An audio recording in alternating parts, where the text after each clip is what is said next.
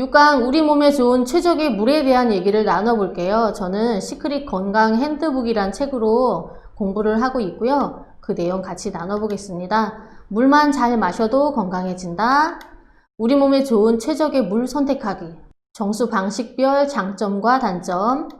좋은 정수기의 조건에 대한 얘기를 이렇게 차트별로 나눠볼게요. 물만 잘 마셔도 건강해진다. 공감하시죠? 어떤 물 드시고 계세요? 우리 몸은 성인 기준 체중의 70%가 물이고 아이들은 80% 그리고 노인은 50%가 물이라고 합니다. 수분의 양이 줄어들면서 노화가 진행된다고 생각을 하시면 될 것 같아요. 이렇게 우리 몸은 물주머니라고 얘기를 해도 과언이 아닙니다. 그 그리스 학자 탈레스는 모든 만물의 근원은 물이고 물로 시작해서 물로 돌아간다라고 얘기를 했고요. 영국 속담에 물만 잘 마셔도 부인을 과부로 만들지 않는다라는 속담이 있대요. 저도 처음 들어봤는데요. 그래서 남편분들이 그렇게 이슬을 좋아하시는 것 같습니다. 저희 집 양반도 이슬 참 좋아하고요. 이슬 받아놓은 병 모아서 다시 또 이슬을 바꿔 먹는 그런 착한 선순환을 하고 있죠. 예, 저희 집만 그런가요? 냉방 문화 어떻게 생각하세요? 지난 여름 많이 습하고 많이 더웠죠. 차에서도 집에서도 에어컨이고 차가운 물, 차가운 음료수 많이 드셨을 거예요. 저도 더위를 많이 안 탄다고 생각을 했는데도 올 여름은 정말 에어컨과 찬물을 옆에 끼고 살았습니다. 근데 이렇게 차가운 게 우리 몸에 좋을까요? 이렇게 차가운 것들이 우리 몸을 해치는 그런 방법이라고 합니다. 상온의 물을 먹는 게 우리 몸은 제일 좋고요. 체온보다 낮은 물을 먹게 되면은 체온과 비슷하게 온도를 맞추기 위해서 그 물을 덮여야 하기 때문에 에너지 소비가 많습니다. 그래서 상온의 물, 내 체온과 비슷한 물을 먹는 게 체내 흡수율이 굉장히 높기 때문에 상온의 물을 드셔주시는 습관을 가져야 될 것 같습니다. 상반신과 하반신의 체온 차이. 우리 몸은요, 최대의 발열기관인 뇌 그리고 혈액으로 가득 채워져 있는 심장과 간이 상체에 있습니다. 그리고 물과 노폐물을 배출해주는 기관인 신장이 하체에 있습니다. 그렇기 때문에 자연스럽게 체온의 차이는 나타나는데요. 차가운 물을 많이 먹거나 이런 여러 가지 냉방 문화 때문에 이런 차이가 더 극명하게 나타나면은 그때는 몸에 문제가 생기게 되죠. 열이 위로 올라오면서 얼굴은 상기되고 그리고 두통을 유발할 수도 있고요. 하체는 점점 차가워져서 손발이 저리고 차가워지는 그런 증상을 나타낼 수 있습니다. 장이 차갑게 되면은 이렇게 찬물을 많이 먹게 되거나 냉방 문화에 노출이 되면은 장이 차가웠게 됩니다. 그렇다 보면은 우리가 소화도 잘 안 되고요. 또 흡수도 잘 안 되고 장의 유산균, 유익균 상태도 깨지기 때문에 내가 먹은 것들이 제대로 대사나 순환이 안 되게 됩니다. 그렇다 보면은 혈액이 탁해지게 되고요. 그런 것들이 우리 몸을 돌면서 여러 가지 질병을 유발하고 비만도 장이 차갑기 때문에 나타나는 질병의 하나라고 생각을 하시면 될 것 같아요. 수독증 들어보셨나요? 내가 필요한 양보다 더 많은 물이 내 몸에 들어와 있기 때문에 나타나는 증상입니다. 염증, 콧물, 그리고 진물, 설사 이런 것들이 수독증의 한 증상이라고 하는데요. 수독증, 그럼 내가 소변을 얼마나 자주 보는지 한번 체크를 해보시면은 내 몸에 물이 많은지 아닌지 그래도 가늠은 되실 거예요. 그래서 우리 몸은 이 몸에 쌓여있는 나쁜 물들을 내보내기 위해 소변으로 배출을 하는데요. 단순히 오줌만 나가는 게 아니고 그 안에 미네랄하고 비타민도 같이 나가기 때문에 소변을 자주 보는 것 좋지 않고요. 수독증도 여러 가지 질병을 일으키는 증상이라고 합니다. 물이 많아지면 몸이 냉해지기 때문이죠.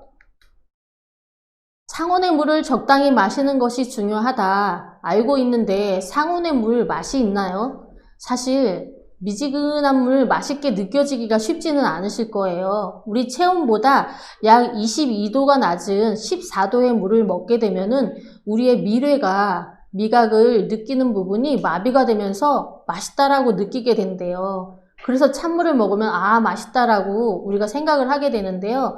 사실 상온의 물을 먹어야지 건강에 많은 도움이 되게 돼 있습니다. 찬물을 많이 마시게 되면은 어떻게 될까요? 위와 장, 그리고 신장 방광이 차가워지게 됩니다. 그래서 전립선과 자궁에 염증이 발생할 확률이 높아지고요. 그렇게 되다 보면은 혈액순환에 장애도 생기게 돼서 여자분들은 자궁의 호흡, 질염 발생 위험률이 높아지고요. 남자분들은 전립선 비대, 전립선에 염증이 생길 확률이 굉장히 높아지게 됩니다. 찬물을 내가 단지 먹었을 뿐인데 나타나는 증상들입니다. 방광의 역할은요, 단순한 그 배뇨기관뿐 아니라요, 오줌을 따뜻하게 덮여서 내 몸을 따뜻하게 해주는 보일러의 역할을 하고 있습니다. 소변이 차가우신 분들은 한 분도 없으시죠? 왜 수영장에서 뭔가 물이 뜨뜻해졌다 했을 때 옆에 사람은 의심을 하게 되잖아요? 예, 소변이 따뜻해지기 때문이죠. 따뜻한 소변 때문에. 물을 마시는 것은 시간도 굉장히 중요합니다. 아무 때나 먹는다고 그 물이 내 몸에 다 흡수가 되는 게 아니기 때문인데요. 삼투압의 원리라고 생각을 한번 해보세요. 우리 혈액과 물은 삼투압의 원리로 조절이 됩니다.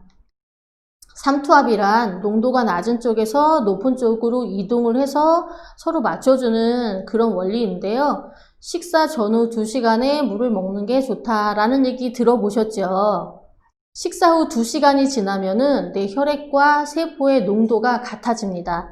이때 좋은 물을 드시게 되면은 혈액 속의 농도는 낮아지면서 낮아진 혈액 속의 물이 세포 쪽으로 이동을 하게 되죠. 그래서 그 좋은 물이 세포를 채워지게 됩니다. 그래서 식사 2시간 후에 물을 드시는 게 좋고요. 또 식사 중에 물을 드시게 되면은, 만약에 식사 중에 물을 드시게 되면은 그 물로 인해서 혈액의 농도가 낮아지게 됩니다. 그렇기 때문에 그게 제대로 세포 쪽으로 흡수가 안 되고요. 그대로 배출이 되는 이런 현상들이 일어나서 내가 먹은 물이 흡수가 안 되죠. 근데 식사 중에 내가 물을 먹지 않는다면은 혈액의 농도는 높아지고요. 세포의 농도는 낮아져서 세포 쪽에 있는 노폐물들이 혈액으로 옮겨오게 되고요. 그래서 같이 배출하게 됩니다. 그렇기 때문에 식사 중에는 물을 안 드시는 게 굉장히 중요하고요. 우리가 먹는 음식으로도 수분은 충분하거든요. 나물 반찬, 밥에도 수분은 있고요. 국도 드시면은 국에도 수분은 있죠. 그렇기 때문에 물을 따로 드시지 않아도 돼요. 저도 이런 습관 들인 지는 몇 년 됐는데 밥 먹을 때 물 생각 안 나거든요. 습관을 한번 이렇게 바꿔보셔도 좋으실 것 같아요. 20분. 무슨 시간인가요? 20분. 내가 먹은 물이 내 몸 장기까지 다 퍼지는 데는 20분의 시간이 필요하고요. 피부까지 도달하는 데는 10분, 뇌까지 가는 데는 1분, 그리고 혈액까지 도달하는 데는 30초의 시간이 필요하다고 합니다. 그렇기 때문에 내가 뭔가 갈증이 났을 때 물을 바로 먹는다고 갈증이 해소되는 것은 아니기 때문에요. 운동이나 여러 가지 활동을 하신다면은 중간중간 짬짬이 물을 챙겨 드시는 것도 굉장히 중요합니다. 그리고 자궁이나 또 이런 쪽까지 물이 도달하는 데는 1분 정도의 시간이 걸린대요. 그래서 임산부 같은 경우에는 정말 좋은 물을 선택해서 드셔야 합니다. 그리고 내가 먹은 물이 몸 밖으로 배출되는 데는 1개월 정도의 시간이 필요하다고 하니까요. 아예 뭐 한 번 먹는 물인데 하고 아무거나 드실 그런 상황이 아니죠. 잠자기 2시간 전에 뭐를 해야 된다? 물을 드셔주면 좋습니다. 따뜻한 물, 찬물 아니고요. 따뜻한, 이왕이면 생강차나 아니면 따뜻하게 데핀 물을 드시고 소변을 보고 잠자리에 드시게 되면은 우리가 자는 동안에도 우리 몸은 조혈작용, 그리고 해독작용, 여러 가지 복구작용을 하기 때문에 이렇게 물을 채워주시는 게 굉장히 중요합니다. 우리 혈액의 82%가 물로 되어 있다고 하니까요. 그리고 잠자는 동안에 새벽 3, 4시 정도 되면은 혈액의 농도가 굉장히 높아진다고 합니다. 그렇기 때문에 이때 또 여러 가지 문제가 생기지 않게 하려면은 잠자기 전에 물 한번 드셔주시는 습관, 이것도 좋을 거라는 생각을 합니다. 물 먹는 거 이제 굉장히 중요하다는 거 아셨죠? 어떻게 먹어야 되는지도 아셨고요. 그럼 어떤 물을 먹으면 좋을까요? 먹을 수 있는 물들이 있습니다. 이 중에 어떤 물 드시고 계세요? 정수기 물, 끓인 물, 수돗물, 생수, 약수 여러 가지 있습니다. 여러분이 드시는 물은 안전한가요? 우리 몸에 좋은 최적의 물을 선택을 하는 방법을 한번 볼게요. 우리 수도로 나오는 물은요, 강물을 취수원으로 쓰고 있습니다. 강물을 정수 처리장으로 보내서 정수를 하고 또 그 안에 강물에 우리 어떤 거 버리시죠? 강물 깨끗하게 유지하고 계신가요? 강에 놀러 가시면은 놀다가 화장실 가고 싶을 때 화장실로 뛰어가시나요? 뭐 이 넓은 강물에 내 거 한두 방울 정도라고 생각하시지 않으세요? 그리고 생활하수 강으로 모여지고요. 공장 폐수 강으로 모여지게 됩니다. 그렇기 때문에 깨끗하다고 우리가 얘기를 할 수가 없죠. 그래서 정수하고 소독하기 위해서 염소를 쓰게 됩니다. 근데 이 염소는 우리 수도관을 타고 가정까지 오는 과정에서 여러 유기 화학 물질들하고 만나서 트리할로메탄이라는 우리가 듣도 보도 못한 이런 발암 물질을 만들어서 같이 수도관을 통해서 집까지 오게 됩니다. 그렇기 때문에 우리가 수돗물을 안 먹죠. 수돗물에는 이렇게 보시는 것처럼 여러 가지 것들이 들어 있습니다. 근데 그 안에 미네랄도 들어 있기 때문에 이 미네랄을 먹어야 되는데요. 우리가 그래서 가장 쉽게 쓰시는 방법들이 정수기 요새 가정에서 많이 쓰고 계시죠. 그래서 여러 가지 나쁜 것들은 걸러주고 미네랄만 내가 먹겠다 해서 정수기를 많이 사용을 하고 계십니다. 수돗물 그렇게 보셨고요. 물 그래서 수돗물 받아서 끓여 드시는 분들 계세요. 나는 팔팔 끓여서 먹겠다. 정확하게 제대로 끓여 드시려면은 100도씨 이상에서 20분 정도 뚜껑 열고 팔팔 끓여 드셔야 돼요. 물이 한 반 정도로 줄어들게. 근데 맹물 그렇게 끓여 드시는 분들 없으시죠?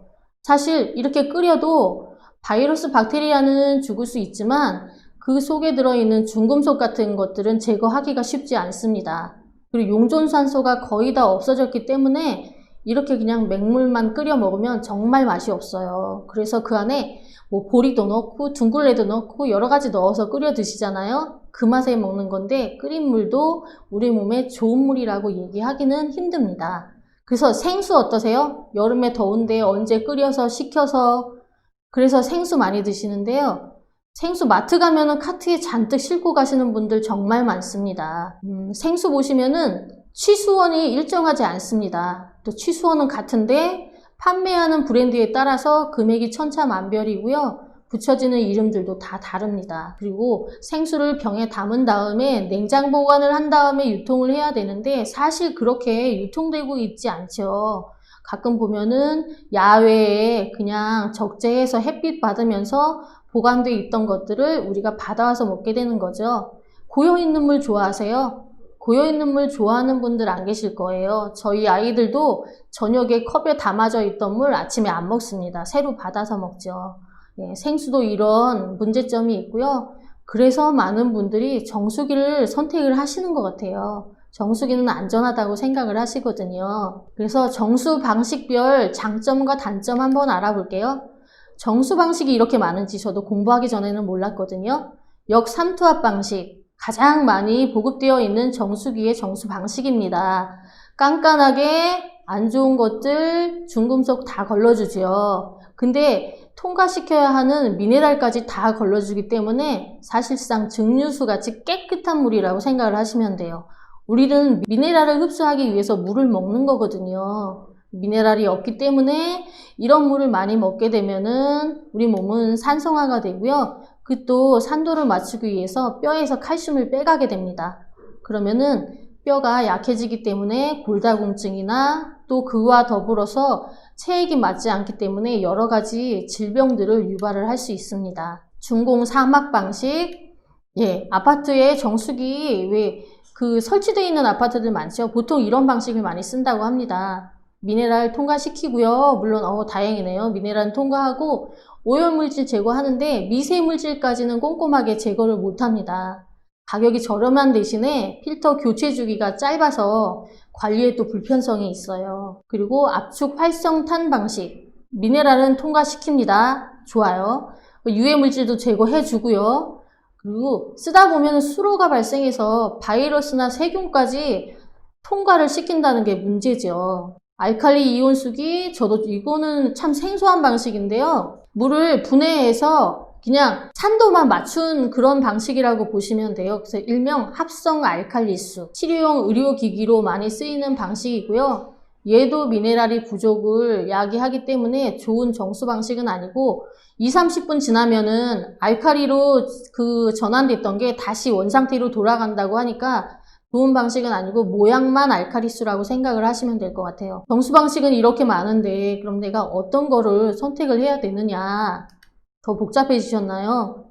좋은 정수기의 조건을 한번 말씀을 드려볼게요. 좋은 정수기의 조건은 첫 번째, 염소를 제거해야 됩니다. 염소는 우리 몸의 세포막을 97% 파괴하기 때문에 염소 반드시 걸러줘야 되고요. 살균력, 바이러스, 박테리아 얼마나 잡아주는지 체크하셔야 됩니다.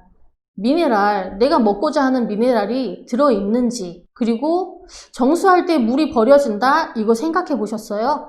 저도 예전에 렌탈 정수기 썼었는데요. 역산투합 방식의 정수기는 4리터의 물을 정수하기 위해서 3리터의 물을 버려야 합니다. 그렇기 때문에 버려지는 물의 양, 그것도 뇌물이거든요. 수도세, 전기세 정수하느라고 또 많이 소비가 되죠. 이 부분도 체크를 해보세요. 직수 방식인지 뉴스에 한참 나왔었죠. 물을 한 번에 우리가 원하는 만큼 뽑아 쓰기에 부족하니까 정수를 해서 미리 저수통에 받아 놓는 거예요. 그리고 필요할 때마다 바로바로 뽑아 먹을 수 있게. 그렇게 되다 보면은 2차 오염이 반드시 생기게 됩니다. 정수한 물은 깨끗하기 때문에 조금만 작은 오염 물질이 그 안에 들어가도 금방 퍼지게 되죠. 요즘은 직수 방식으로 나오는 정수기 많이 있더라고요. 그래서 필터 교체의 편리성, 집집마다 쓰는 물의 양이 다릅니다. 어떤 집은 식수로만 쓰기도 하고요. 어떤 집은 요리할 때, 밥할 때 뭐 그물로 다 쓰는 집들도 있기 때문에 정수하는 물의 양이 다르기 때문에 필터 교체 누가 와서 해줄 때까지 기다려서 일정한 기간 교체하는 거 사실 옳지 않죠. 저도 예전에 렌탈 정수기 쓸 때 교체해 주시는 분이 3개월마다, 2개월마다 오실 때마다 필터를 교체했지 제가 쓰는 양이 정확히 얼마인지 몰랐어요. 그래서 이런 편리성도 한번 고려해 보시고요. NSF 인증, 혹시 NSF 인증 들어보셨나요? 이게 어떤 거냐면요. 국제위생재단이라고 합니다. NSF 인증을 받으려면은 재질, 구조, 정수, 성능 세 가지를 모두 만족해야 받을 수 있는데요. NSF 인증은 세계보건기구 WHO가 음용수 및 정수기에 관한 실험기관으로 공식 지정한 법인입니다. 그래서 전 세계에서 가장 까다로운 측정 기준으로 정수 제품을 심사를 하고 있다고 생각을 하시면 돼요. 그래서 NSF 인증을 받았다 하면은 좋은 정수기구나, 정수가 제대로 되고 있는 거구나 라고 생각을 하시면 될 것 같아요. 그렇다면은 좋은 정수기의 조건도 받습니다. 그러면은 정말 이런 정수기가 있다면은 얼마나 좋을까요? 별도의 관리가 필요 없는 시스템이다. 관리를 하지 않아도 된다? 일단 보시면은 상호 장단점을 보완한 정수 시스템. 앞에서 정수 방식을 한번 쭉 보셨는데요. 어느 것도 완벽한 정수 방식은 없었습니다. 그래서 압축 활성탄 방식과 자외선 살균 방식을 같이 결합한 시스템이에요. 이러면은 중금속 걸러주고 미처 걸러주지 못한 바이러스, 박테리아는 자외선 살균으로 잡을 수 있으니까 두 가지를 합해 놓은 방식이 좋겠죠. 그래서 자외선 살균 필터가 내부에 장착이 되어 있어서 물을 통과하면서 바이러스, 박테리아를 잡아준다. 미네랄은 남겨주고 유해 물질만 제거한다. 우리가 원하는 거잖아요. 정수기를 쓰는 이유. 전자 모니터링 시스템. 자가 관리가 가능하다는 얘기입니다. 정수기에 어떤 문제가 있는지, 필터는 어느 정도 남아 있는지, 내가 정수를 어느 정도 했는지 자가 관리가 가능한 전자 모니터링 시스템. 눈으로 다 알려주는 거죠. 그리고 직수 방식인지, 저수탱크가 있으면 안 되죠. 위생적인지, 구조 자체는 위생적인지, 그리고 경제성. 요즘 정수기 광고 보시면은 얼음이 나와요. 또 여러 가지 뭐 따뜻한 물 나와요. 많죠. 얼음도 뭐 여러 가지 모양으로 해서 사람들을 관심을 끌기도 하는데요. 사실 정수기의 목적은 얼음이 아니잖아요. 정말 좋은 물을 먹기 위한 목적으로 선택을 했는데 사람들이 점점 그런 쪽에 관심을 기울인다는 게 조금 문제스럽다고 저는 생각을 합니다. 근데 얼음 나오고 따뜻한 물 나오려면 뭔가 다른 기능이 또 추가가 되니까 전기세나 그로 인한 금액이 또 추가가 된다고 생각을 하시면 돼요. 수도 직결 방식. 식수로만 쓰는 게 아니고 나는 쌀 씻을 때, 야채 씻을 때 다 쓰고 싶은데 그래서 그런 것들을 충족시켜주는 정수기, 수도에 연결돼 있어서 그리고 NSF 인증과 기술 집약적 정수기. NSF 인증을 받았다고 하면은 제대로 정수가 되고 있구나 라고 생각을 하셔도 된다고 말씀드렸잖아요. 이런 조건들을 모두 갖추는 정수기가 있다면은 어떻게 한번 써보시겠어요? 있다면 써보시겠죠. 내가 지금까지 몰랐으니까 다른 정수기들을 쓰고 계시는데요. 이런 정수기, 저는 쓰고 있습니다. 정수기 선택하실 때 꼼꼼히 선택해 보시고요. 내가 한번 먹은 물, 우리 혈액의 82%를 차지하고 있고요. 우리 몸에서 몸 밖으로 나가는 데까지 1개월의 시간이 걸립니다. 절대 그냥 단순하게 아무거나 먹을 일이 아니죠. 똑같은 요새 건강보조식품들 많이 드시는데요. 똑같은 걸 드셔도 효과를 보시는 부분과 그렇지 못한 분들의 차이는 저의 물의 차이라고 생각을 합니다. 요즘 건강보조식품 많이 드시죠? 비타민, 미네랄 필요성 많이 느끼고 계세요. 근데 같은 걸 드셔도 효과를 보시는 분과 못 보시는 분들이 있습니다. 그 차이는 그 기본이 되는 물이라고 저는 생각을 합니다. 건강보조식품 드시기 전에 물부터 건강하게 챙겨 드시고 그 나머지를 채워주시는 게 건강에 훨씬 도움이 되신다고 생각을 합니다. 오늘 물에 대한 이야기 나누었고요. 어떠세요? 지금 당장 나 물 한 잔 먹어야겠다라는 생각이 드시지 않나요? 좋은 물로 또 한 주 동안 건강하게 지내시고요. 저는 다음 시간에 뵙겠습니다. 감사합니다.